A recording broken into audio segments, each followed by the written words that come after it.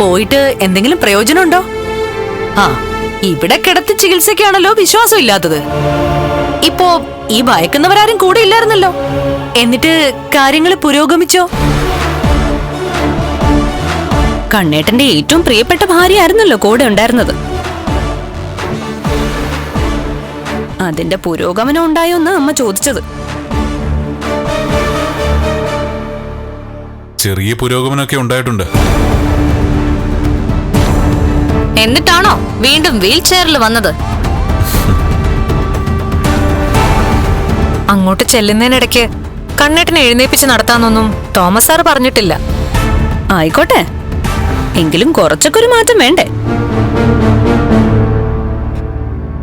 എന്നെ ശരിക്കൊന്ന് ശ്രദ്ധിച്ചാൽ മാറ്റമുള്ളതായി കാണാം.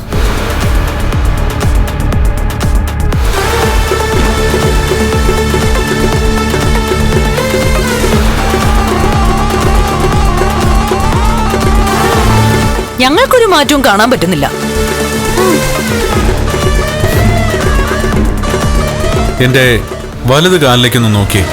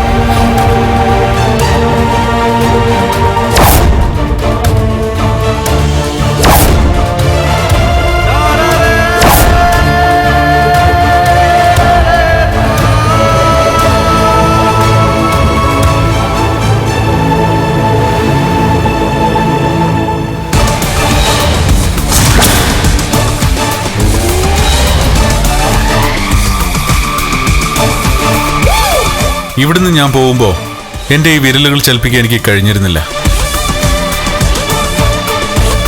പക്ഷെ ഇപ്പോ അതെനിക്ക് സാധിച്ചിട്ടുണ്ട്. വിമർശിച്ചവർക്കൊക്കെ ഒരു നല്ല കാര്യം കേട്ടപ്പോ ഒട്ടും സന്തോഷായില്ലല്ലേ?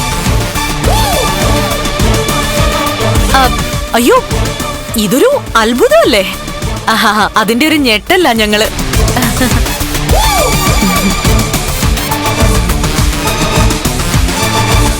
പിന്നെ എന്തൊക്കെ പറഞ്ഞാലും ഞാനും മഞ്ജുവും കൂടെ കണ്ണന്റെ കാലിന് സ്വാധീനം കിട്ടാൻ വേണ്ടി ഒരുപാട് പ്രാർത്ഥിച്ചതാ അമ്പലത്തിൽ പോയി.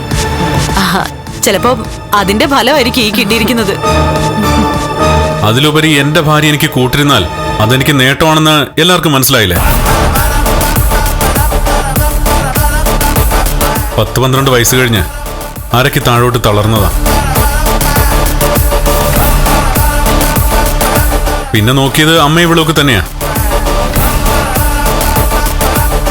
അന്നൊന്നും എനിക്ക് കിട്ടാത്ത നേട്ടമാണ് ഇപ്പൊ ഉണ്ടായിരിക്കുന്നത്. അതെന്നെ സംബന്ധിച്ചിടത്തോളം നിസ്സാരമല്ല. ഇനി എന്തെങ്കിലും പറയാനുണ്ടോ?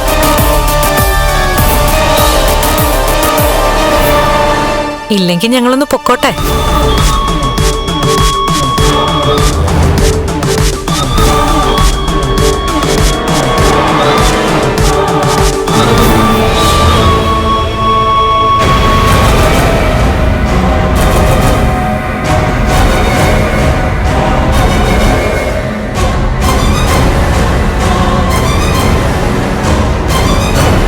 ഇത്ര പെട്ടെന്ന് കാലിന്റെ വിരലുകൾ ചലിച്ചെങ്കിൽ ഉടനെ അങ്ങേർക്ക് എഴുന്നേറ്റ് നടക്കാൻ പറ്റില്ല അമ്മേ.